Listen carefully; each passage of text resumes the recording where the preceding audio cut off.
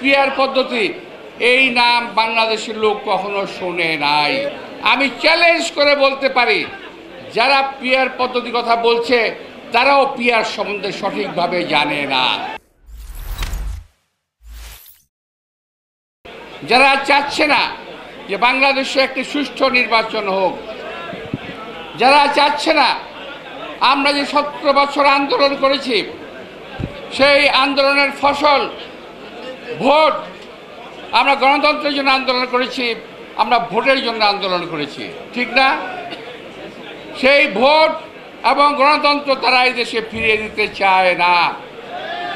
এক শ্রেণীর লোক আছে ক্ষমতার গদিতে বসে নির্বাচনকে কিভাবে পিছানো যায় কিংবা নির্বাচন না দিয়ে কিভাবে অনেক দিন ক্ষমতা টিকে থাকা যায় সেই চেষ্টা তারা করছে।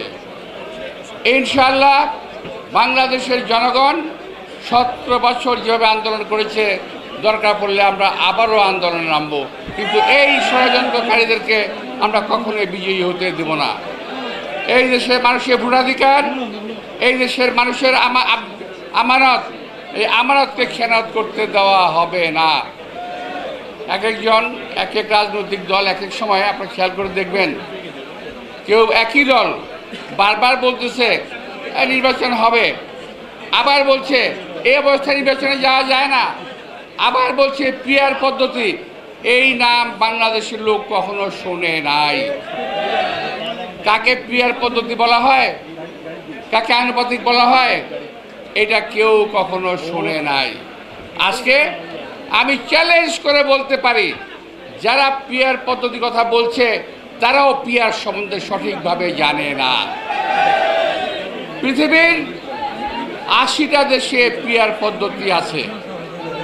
সারা বিশ্বে 200 দেশের মধ্যে 80টা দেশে পিয়ার পদ্ধতি আছে। এই 80টা দেশের পিয়ার পদ্ধতি 80 রকম, একরকম নয়। সুতরাং যারা পিয়ার নিয়ে কথা বলেন, দয়া করে পিয়ার নিয়ে একটু পড়াশোনা করবেন, পিয়ার নিয়ে একটু জানবেন, জেনে তারপরে কথা বলবেন। একজন বলে দিল আর আমরা নাচলাম, এটা তো হবে না ভাই। বাংলাদেশের সর্বোচ্চ প্রচলিত যে নিয়ম, আমাদের পূর্বপুরুষরা যেভাবে নির্বাচন করে এসেছে, সেই নির্বাচন সুষ্ঠু ও সুন্দর হলে দেশে কোনো কিছুর প্রয়োজন হবে না। যদি নির্বাচন সুষ্ঠু না হয় তাহলে এই দোষের ব্যাপার আছে, কিন্তু এই দেশের মানুষ একটি সুষ্ঠু নির্বাচনের জন্য আন্দোলন করেছে।